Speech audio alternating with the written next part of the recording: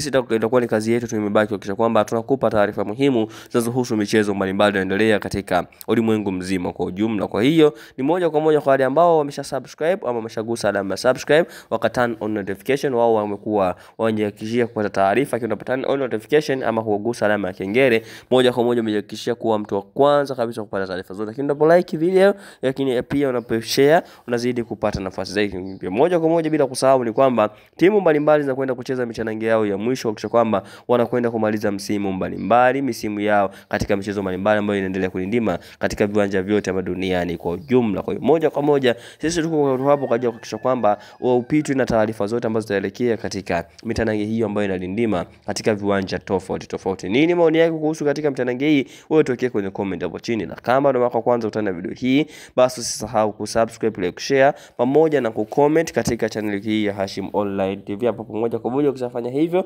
unaweza kushare na wengine waweze kupata taarifa zote ambazo zinahusu mitanange hiyo mbalimbali inaendelea kulindima katika viwanja tofauti. Kwa wale ambao wameshagusa alama subscribe, kama kuhakikisha kwamba hawapitwi na taarifa zote. Kumbuke baada ya hapa ilikuwa ni break fupi kutoka katika michuano mbalimbali duniani.